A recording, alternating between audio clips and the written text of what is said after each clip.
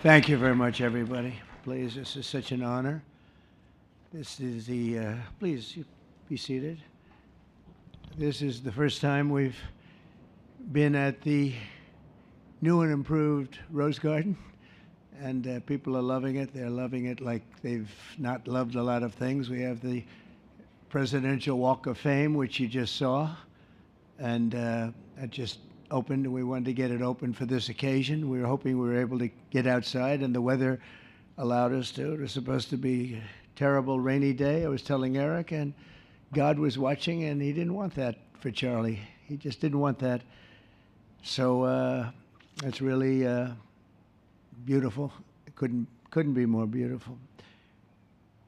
Today we're here to honor and remember a fearless warrior for liberty, beloved leader who galvanized the next generation like nobody I've ever seen before, and an American patriot of the deepest conviction, the finest quality and the highest caliber, the late, great Charlie Kirk.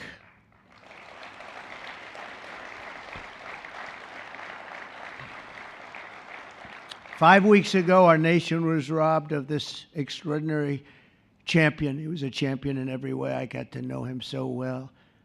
He didn't like losing, and he was able to fight people that were enemies, and he didn't necessarily love those enemies so much. You know, I heard he loved his enemies, and I said, wait a minute, is that the same Charlie that I know? I'm not sure, but I didn't want to get into it. But it was a horrible, heinous, demonic act of murder. He was assassinated in the prime of his life for boldly speaking the truth, for living his faith and relentlessly fighting for a better and stronger America. He loved this country.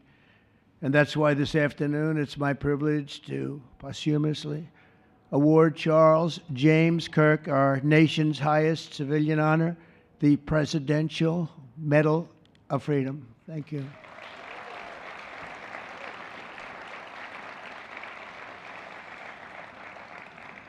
As you know, only hours ago, I returned from a very historic trip to secure peace in the Middle East. People said that couldn't be done. Charlie felt it could be done. Charlie felt it could be done. Thank you. Thank you. Thank you very much. But I raced back halfway around the globe. I was going to call Erica and say, Erica, could you maybe move it to Friday? And I didn't have the courage to call. But you know why I didn't call? Because I heard today was Charlie's birthday. And I said, you know, that was a definite. And I said, we're going to have to forget about some of those very big, very rich countries that expected me to be there. And I can tell you, based on the length of that flight, I wouldn't want to go back tomorrow. But I would not have missed this moment for anything in the world. Nothing. And it's a very important time for our country, and our country is doing so well. It's never done better. We are a country with almost now $18 trillion of investment coming in. Nobody's ever seen anything like that. Previous administration had less than $1 trillion for 4 years. We have more than 18, it'll be much more than 20 by the time the year, more than $20 trillion. There's never been a country in the world that had anything like that. What's happened to our country is incredible in a short period of time. Charlie was a big person for, sir, could we close up those borders, please, a little bit? You know, they're really leaking badly. I said, Charlie, I haven't gotten there yet. But, you know, it came out last 4 months. Literally nobody was allowed into our country. And the only people that were allowed in were people that came in legally. The borders are absolutely stone cold closed. And they reported 0, 0, 0, and 0, so that's pretty good. But he was a big believer. He wanted people in the country more than I did, frankly. He wanted them to come in legally, and he got his wish. October 14th is Charlie's birthday, and he should have been turning 32 years old. I tell you, when I first met him, he was like 22, and I said, boy, he's awfully young, but I thought he was older than that, you know. He looked a little bit older than his age. That's okay, you know. That's not good when you're old, but when you're young, it's great. He had the best of all things, but he was special. But instead, Charlie is attaining a far more important milestone. We're entering his name forever into the eternal roster of true American heroes. He's a true American hero, an amazing person, way, way beyond his years. And I'm honored to be joined by a woman who has endured unspeakable hardship with unbelievable strength, and that's Charlie's widow, Erica. And I just want to thank you, Erica. He loved you so much. I was with him. Oh, please. Thank you, darling. Thank you. I was with him before I met Erica, and he told me he was going to get married. He said, "You won't believe how beautiful she is." I said, "Well, then now that I meet her," he's right. But then he also said, "And you know what? She's like the smartest person I know." See, they do go together on occasion. Not often. Not often. But on occasion they go together. But he was in love with you. He was deeply in love with you. It's great. Erica, your love and courage have been an inspiration to all of us, and we will always be here for you, and we're always going to be here for your gorgeous, beautiful children. And we'll never forget what your family has sacrificed for our country. Man loved our country. When things were going badly for our country, he was so, as you know, angry. He would get angry because he said it doesn't have to be that way. We're also pleased to be joined by an incredible group of Charlie's friends, very powerful friends, actually, and some not so powerful, and they're actually better people, okay? I know them all. They're the less powerful ones. I have to tell you that, all of you power guys down here. The best ones in the group are the ones that are less successful, but that happens too. No, they're all great, and they're here. And let's start with Erica's father. Where is Erica's father? Where are you? Where are you, Dad? Oh, look at him. Wow. I want to get a hat like that, too. I like that. How are you? Nice to see you again. Thanks as well to Vice President J.D. Vance, who's been fantastic. J.D., thank you very much. Great. Doing a great job. Did a great job on Sunday with George Slopadopoulos. I thought put him away pretty good. Second lady, who's a phenomenal woman, Usha Vance. Thank you very much, Usha. Thank you very much. Great woman. President of Argentina. He wanted to be here. That's Argentina's a serious flight, right? And he's become a superstar, and he's doing amazing things. He's a MAGA person, but it's make Argentina great again. That's what he does, right? And I want you to stand, please, Javier Milei. Doing a great job. Thank you very much. Many members of my cabinet are here. Just about all of them are here. I won't go into every single one of them, but I'll announce a few of the people that have really turned this country around and helped me. Incredible people.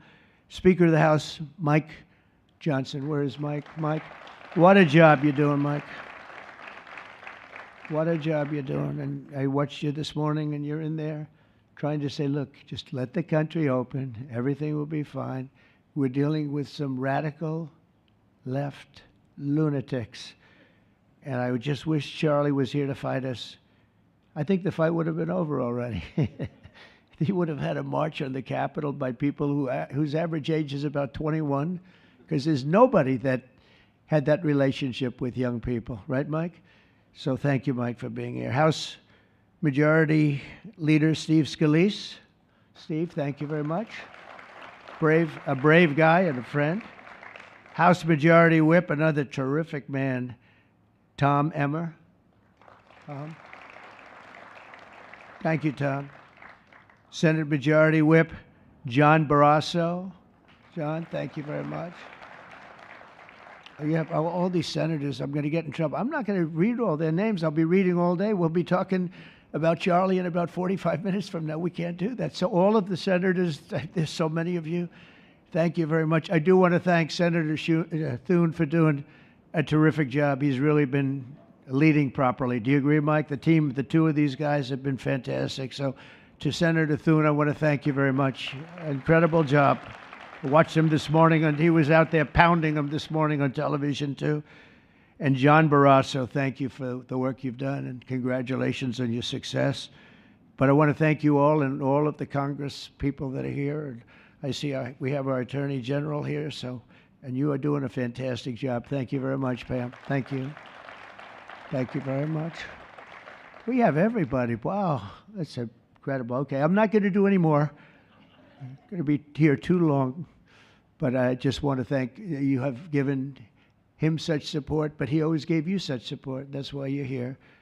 And very unusual. Charles James Kirk was a visionary and one of the greatest figures of his generation. He was truly an amazing figure and growing leaps and bounds. He knew that the fight to preserve our heritage is waged not only on the battlefield and in the halls of power, of which we have tremendous power here, including the head of a place called war. We call it now war. We had defense. We had our Secretary of Defense. Now we have a Secretary of War. And somehow I think it's more emblematic, and hopefully we'll never have to use war, but the fact that we're ready is very good. Peace through strength is very important, but also in the hearts of our nation's youth. That's where Charlie rode strongest. At age 18, that insight inspired Charlie to found the organization that ultimately touched the lives of millions and millions of people, and so many young people that nobody's ever seen anything like it, frankly. Turning Point USA. It's amazing, and it's actually bigger now. It's become bigger in the last few weeks than Charlie ever thought. I think his end vision in many years from now would have been just a fraction of what it turned out to be in a couple of weeks, right? It's amazing. With hard work and joyful spirit and endless enthusiasm and determination. And he did have great enthusiasm. You know, I always say you need enthusiasm to be successful. He had great enthusiasm. Charlie grew Turning Point into the largest conservative youth organization in the entire country. He forged a personal bond with countless young conservatives. He fought for free speech, religious liberty, strong borders, and a very strong and proud America. In everything he did, he put America first. He really put America first. And ultimately, Charlie became more than a leader of an important organization. He became the leader of historic movements all over the country. There were movements, individual movements, one movement, but it was historic. Everything he did was historic, and a true evangelist for the cause of freedom and the word of Almighty God. God was very important to Charlie. He would say, you know, if you don't have religion, you're not going to have a strong country. It's true. He was so wise beyond his years. You know, I talk to him sometimes and say, this guy is like a young guy. He was really a wise man.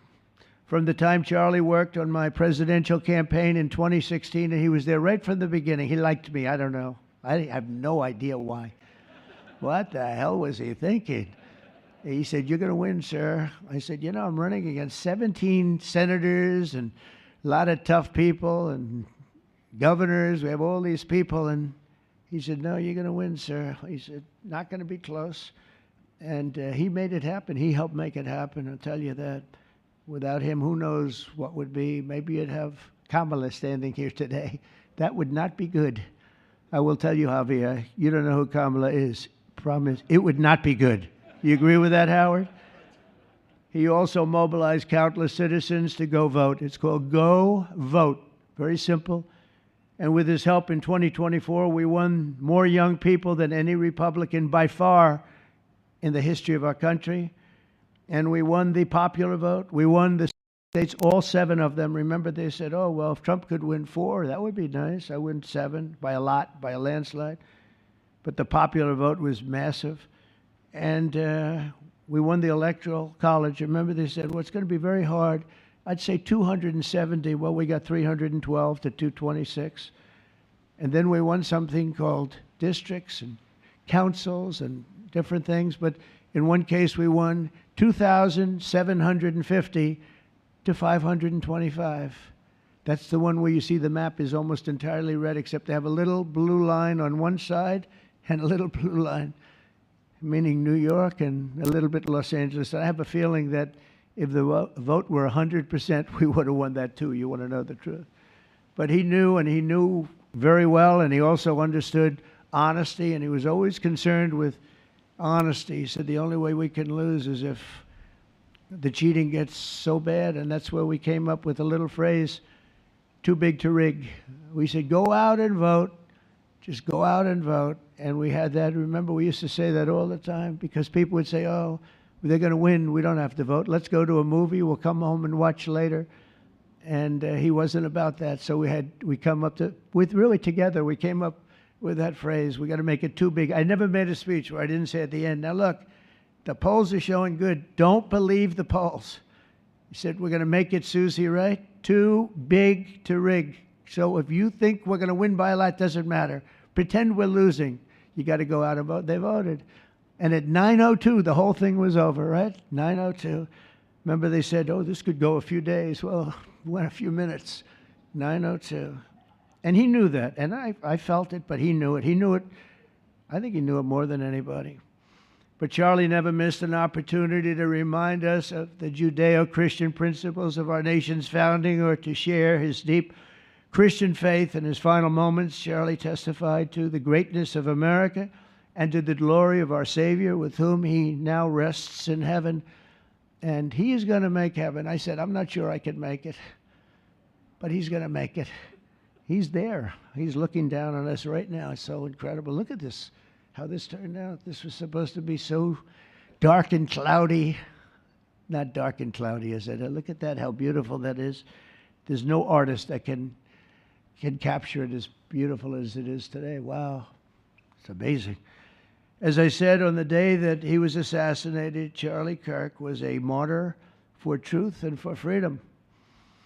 And from Socrates to think, and to St. Peter, from Abraham Lincoln to Martin Luther King, those who change history the most, and he really did, have always risked their lives for causes they were put on earth to defend. He was put on earth to do exactly what he was doing. He didn't want to waste time. He would have been a top student at any college in the country. I know the colleges well. He's smarter than the guys there. He was so smart. But he almost, I guess, didn't have the time. He knew what he wanted to do. It wasn't like, gee, I want to sit in the classroom for 4 years listening to people teach me liberal principles, because they were never going to teach him that anyway. But he didn't have the time. He really didn't have the time. But every time the enemies of goodness and virtue tried to silence the voice of righteous and noble leaders like Charlie, they failed. They seem to fail. Ultimately, they look like they're doing well, and then they end up failing, because the truth has been unrelenting over the years, over history. And people like Charlie, it's just they've got a power that others don't have, and very few people will ever have. So today, like those martyrs before him, Charlie's voice, his message, and his legacy are stronger and greater than ever before. They are greater than ever before. Look, this is a horrible event, but it brought out the greatness of Charlie. Nothing could have ever supplanted this. It's incredible, the way people are talking about him. And with great love. I mean, I read so many stories about some of the enemies, but I watch the enemies, and it's hard for them to speak badly about him because they just don't. And then you do have people in the days since Charlie's killing, we've seen exactly why our country so dearly needed his example. We've watched legions of far-left radicals resort to desperate acts of violence and terror because they know that their ideas and arguments are persuading no one. They know that they're failing. They have the devil's ideology, and they're failing, and they know it. They feel it, and they become violent. They seem to become very violent on the left. They've rammed vehicles into federal law enforcement, fired sniper rifles at ICE agents, and me, you know. But I made a turn at a good time. I turned to the right. Charlie couldn't believe it, actually. He said, how the hell did you make that turn? I said, I don't know. But fired rifles and threaten the lives of our Supreme Court justices, our great justices. They have to be protected. We just issued a lot of money, $60 million, to protect the Supreme Court justices. Very important. We can't let anything happen. In places of worship, we're protecting our people. We've seen that a candidate for Attorney General in Virginia boasted that he would want to see the Republican legislature, a legislator in Virginia, shot in the head and to see his children murdered. He actually said this. And now he continues to run for office, and most people continue to back him, but he said he wants his man shot. He said shot in the head and to see his children murdered. And they keep running. Pretty amazing, right? That's a bad one. Let's see how that turns out, but that's a really bad one. Nobody's heard that one before. Especially in the wake of Charlie's assassination, our country must have absolutely no tolerance for this radical left violence, extremism, and terror. We're done with the angry mobs, and we're not going to let our cities be unsafe. We're going to make sure our cities are safe. When you have Chicago, where they had 4,000 people murdered over a very short period of time, 4,000 people, and then we have a governor stand up and say, oh, things are going swimmingly. No, they're not. We're going to make Chicago safe, just like we're going to make, look what we did in D.C. It's so nice that we started here, because this was one of the most violent places in the United States. It'd be dangerous to be right out here. But you couldn't go to a restaurant. The restaurants were all dying. The whole place was dying. You'd have these gorgeous, look at the Washington Monument over there. You'd have these gorgeous buildings and monuments and structures. And people were afraid to leave their apartment. They were afraid to go to work.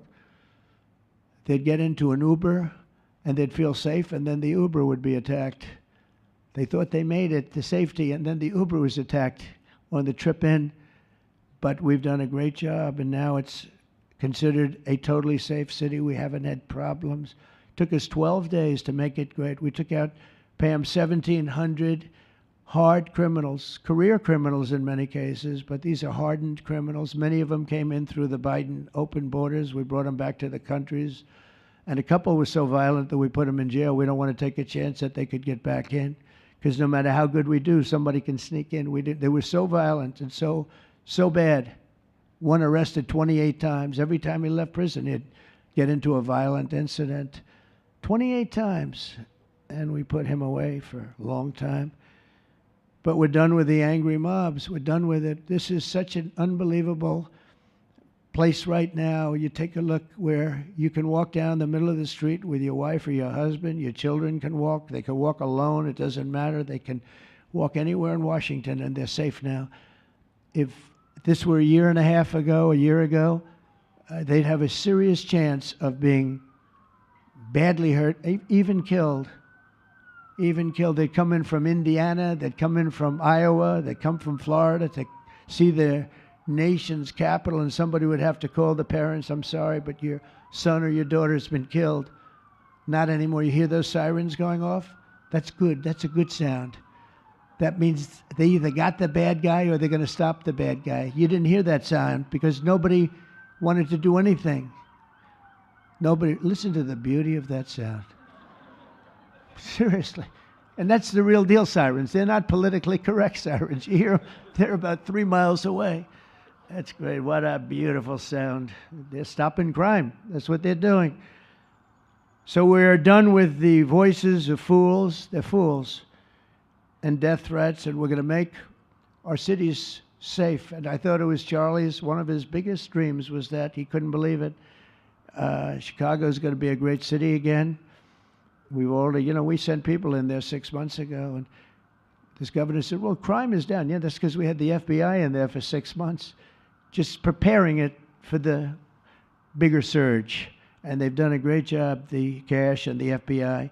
They've done a great job, and they love doing it, They love being able to do it. They were restricted from doing it. They couldn't do anything. And now they're totally unrestricted. All they have to do is stop crime, and they're doing it. By the way, Memphis, as you know, you heard they went in about a week ago, one of the most dangerous places in the country, really in the world. It's not just the country. They have very few cities that would compare to some of these cities. You go to Afghanistan, you say, oh, that's unsafe. Well, The crime numbers are much better than the crime numbers in places that we have. So Memphis, I understand, is doing unbelievably in 1 week. It's like a different place. And this took 12 days, and then after that, we just perfected it. But after 12 days, we had good safety here. After 1 month, it's like, it's really amazing. And by the way, restaurants are booming. Restaurants are opening up. The big problem we have, you can't get into a restaurant in D.C. anymore. So they're opening up. It's a beautiful thing to see. It's called safety. It's called law enforcement and letting them do their job. And that's why I said last month that I have directed the Attorney General and the Department of Homeland Security to confront the very real threat of left-wing terrorism in our country. It's a real threat. Not when you confront it, it's not, because they're not brave people. In fact, they're cowards. When you confront them, they immediately fold. You have to see them fold. You have to see them crying. They fold. But it includes dismantling the networks that fund them and finance them, and we're finding out who those networks are. We already know quite a few of them. When you see these violent incidents and then you see people holding this gorgeous sign with beautiful wood, beautiful cardboard, wood, everything's perfect paint job, and they're all the same. There are thousands of them. You know that they weren't made in the basement out of love. They were made by anarchists, and in some cases wealthy. I'll probably find some of my nice friends that are up there being so nice to me, especially lately. They're being very nice. But it surprises you who they may be, and you almost wonder why would they do it? But they're hurting our country, and we're really taking it back one by one. If we didn't go into Los Angeles early on in the administration, the commissioner, the chief of police, Los Angeles, said if they didn't go in, we would have lost our city. Now, they already lost 25,000 houses to fire because they wouldn't let the water come in from the Pacific Northwest, which they should have done. I said, you better do it. They didn't do it, and we had 25,000 homes where they had no water in the sprinklers, they had no water in the fire hydrants. It would have been a different kind of a thing if they did what they were supposed to do. We had to break in. We broke in and had the water come down. They said for the environment, great, they lost 25,000 houses. It's incredible. But the commissioner said without the federal government and President Trump's intervention, we would have lost the entire city. And we have the Olympics going there soon. I got the Olympics. We have the Olympics. We have the World Cup. And we have, most importantly, we have the 250th anniversary of our country. That's going to be most important. And all of these things are happening. And we're going to have safe cities. We're going to have very, very safe cities. So 1 month after Charlie's death, we still feel the terrible shock and the pain of his loss like just about nobody I can think of. Charlie Kirk was one of a kind. He was unstoppable. And he really was. Boy, when he had an idea in his head, he would call me, sir, please, you haven't done it yet. I said, Charlie, relax. Just relax. He didn't relax. He'd call me the next day again. It got it done. But he was like indomitable and always will be. He's really irreplaceable. Nobody can replace him. But they're going to do great. But you can't replace that kind of person and that kind of talent, frankly. The word talent is an important word, but that kind of talent. So we hold his memory in our hearts forever. Every single day of this administration, we will continue to carry out the mission for which he lived, and he really did. He lived for this country. He lived for his wife and his family, but he lived for this country too. In Charlie's honor, we will continue like we have been to fight, fight, fight, and to win, win, win. We're going to win so much.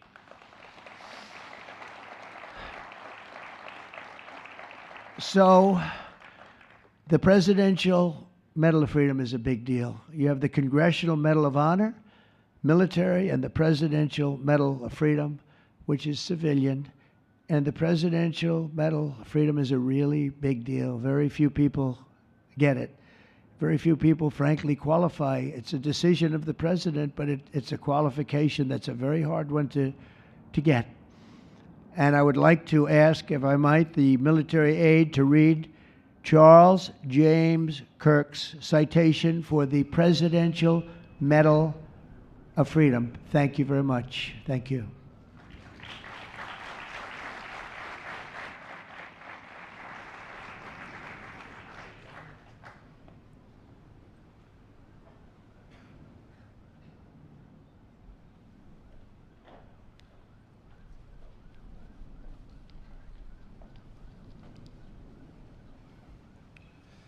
The Presidential Medal of Freedom is awarded to Charles James Kirk.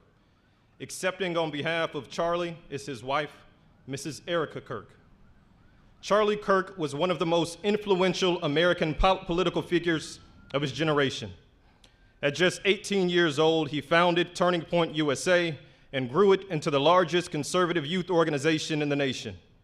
For over a decade, he tirelessly traveled the country leading a movement to restore respect for our founding principles, reawaken our national identity, and inspire a renewed spirit of religious devotion. He was one of the great debaters and communicators of his time. Despite receiving repeated threats, he remained undeterred and modeled courage, logic, humor, and grace to the next generation. On September 10th, 2025, at age 31, Charlie Kirk was assassinated while addressing a group of students. The United States honors him as a martyr for truth and freedom.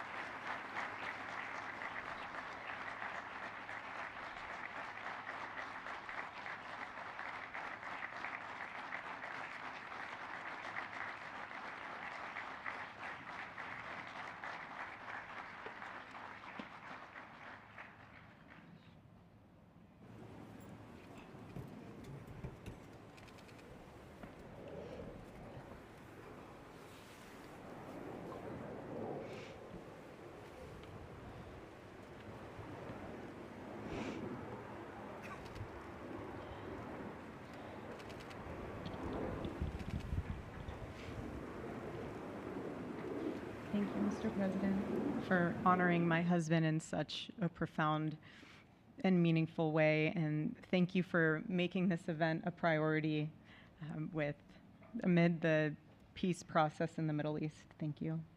Very grateful. Charlie always admired your commitment to freedom, and that's something that both of you shared. So thank you.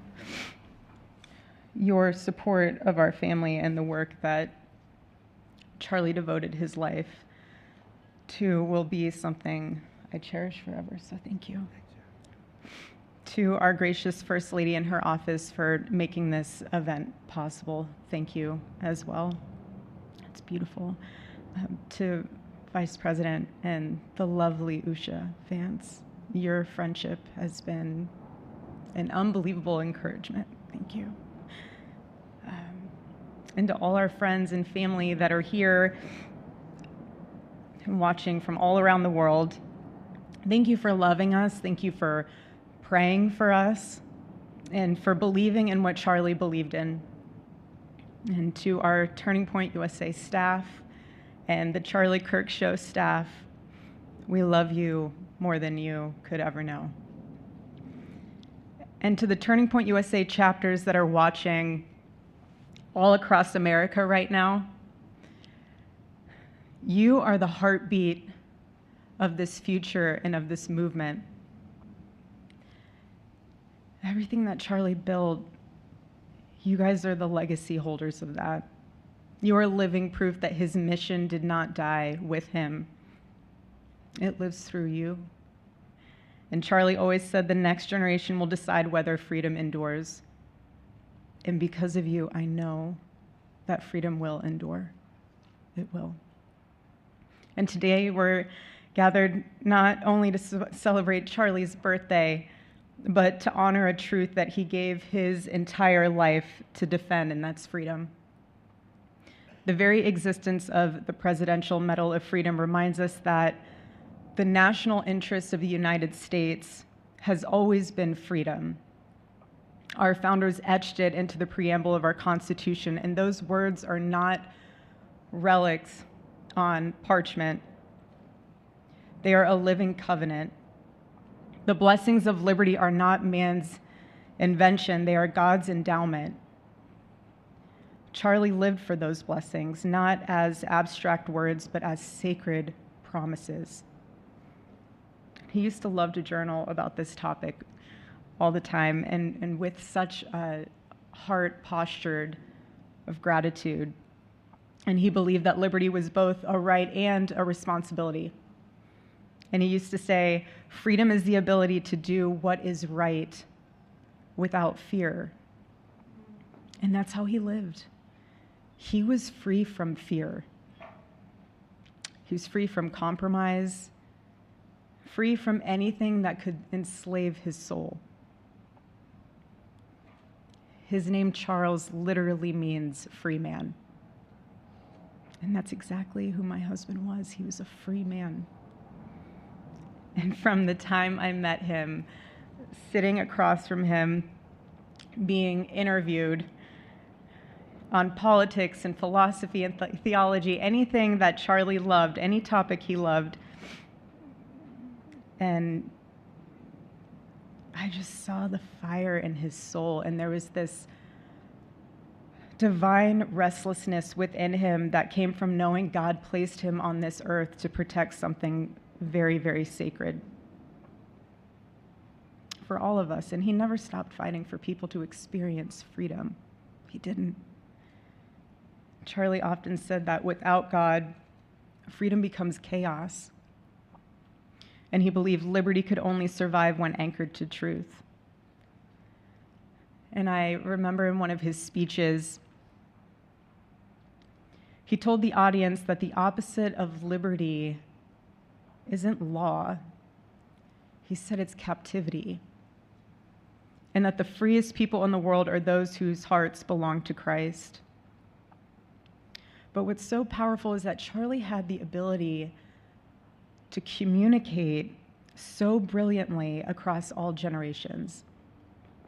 And he reminded us that in a world that tells us freedom is doing whatever you want to do, the real freedom is the power to live freely and to do what is right.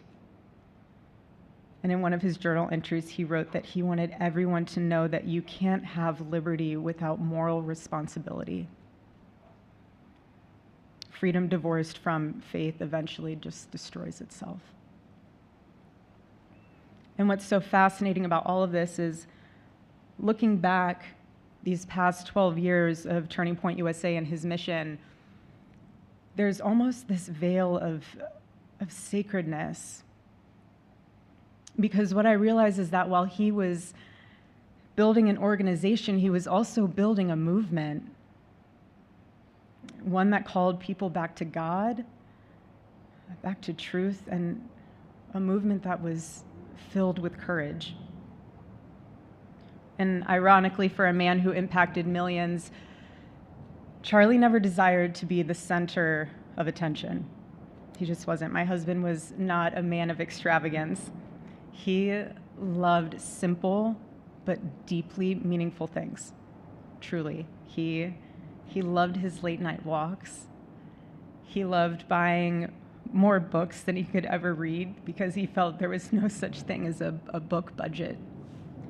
And he loved being able to read to our kids the same bedtime story on repeat because he knew it was their favorite. But to him, that was special.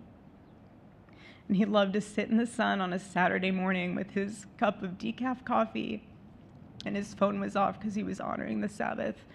And for him, it was that moment to catch his breath and just be in peace because he was unreachable at the moment. And he preferred quiet birthdays. But that never stopped me from telling him. I told him every single year, I said, baby, I love your birthday. I said, because it's the day that God knew the world couldn't go another day without you.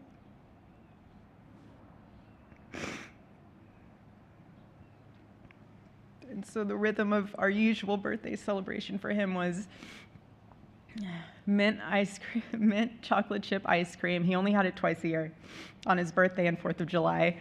It's just, and then after that, it was back to work as usual. But last year, his one birthday wish was to see the Oregon Ducks play the Ohio State. And they won. Oregon won that night.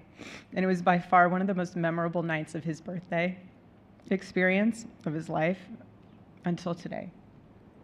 And so, honestly, President Trump, I have spent 7.5 years trying to find the perfect birthday gift for Charlie. And it's so difficult. And those of you that have spouses or loved ones, you know how difficult it is sometimes to buy a gift for someone that you love, because he wasn't a materialistic man, so that also did not help. But now I can say with confidence, Mr. President, that you have given him the best birthday gift he could ever have. Thank you.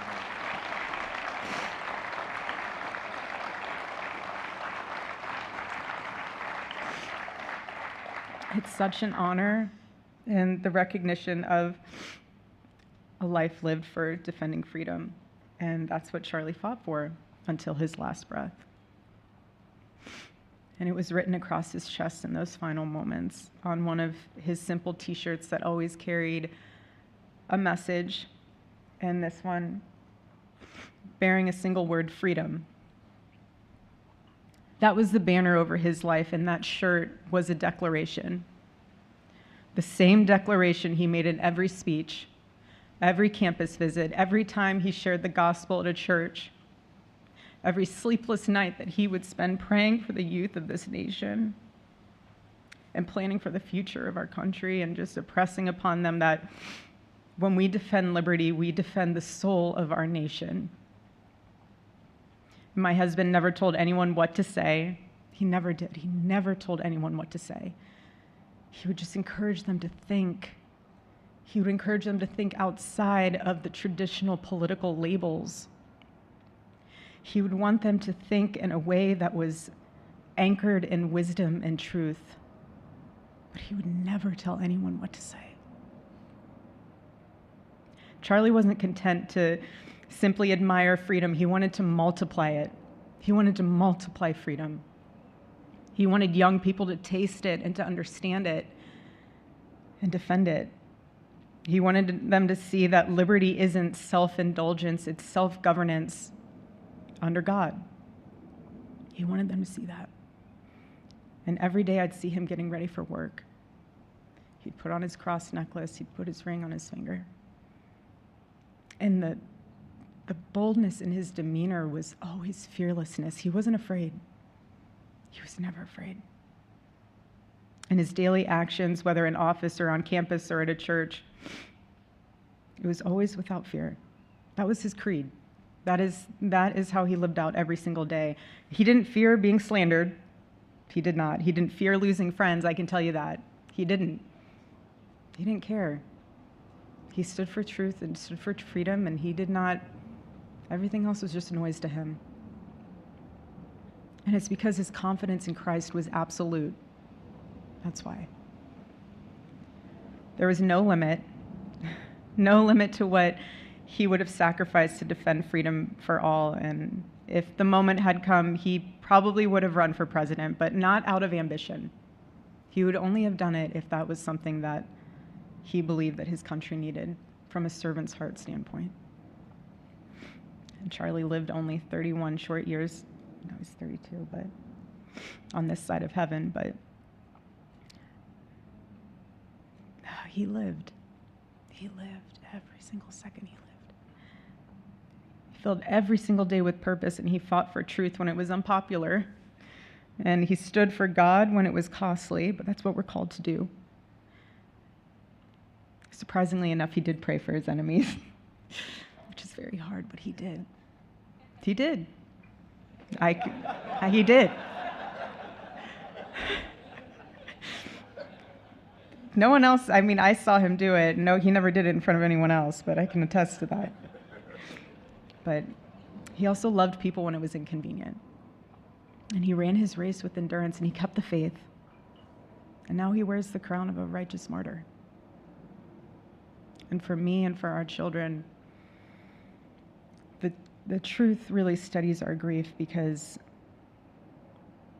heaven gained what earth could no longer contain: a free man made fully free. to all watching, this is not a ceremony. This is a commissioning. And my message is simple. I want you to be the embodiment of this medal. I do. I want you to free yourself from fear. I want you to stand courageously in the truth. Listen for the still, small voice of God. And remember that while freedom is inherited in this country, each of us must be intentional stewards every single day. God began a mighty work through my husband, and I intend to see it through. And the torch is in our hands now. It's in mine, it's in yours, it's in all of yours, it's in all the students with Turning Point USA. And before I close, I'll share with you that I asked our daughter what she would like to say to Daddy for his birthday. Excuse me.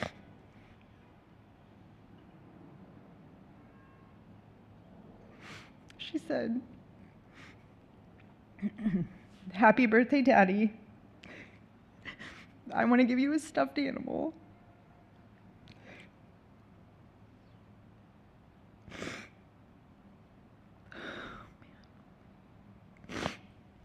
I want you to eat a cupcake with ice cream, and I want you to go have a birthday surprise. I love you," is what she said. And while our son is precious, he can't yet speak, in classic Kirk family fashion, his actions spoke louder than his words, and his gift to you, Charlie, and myself for that matter, was deciding to become the man of the house and be fully potty trained at 16 months. But Charlie, baby, I know that you're celebrating in heaven today, but gosh, I miss you. We miss you. And we love you, and we promise we'll make you proud. And Charlie's life was proof that freedom is not a theory, it's a testimony. He showed us that liberty begins not in the halls of power, but in the man of a heart surrendered to God. And so today, as we honor Charlie with this incredible Presidential Medal of Freedom on his birthday, I stand here with tears and just a humbled heart and spirit, because his story reminds us all that to live free is the greatest gift, but to die free is the greatest victory. Happy birthday, my Charlie. Happy Freedom Day. God bless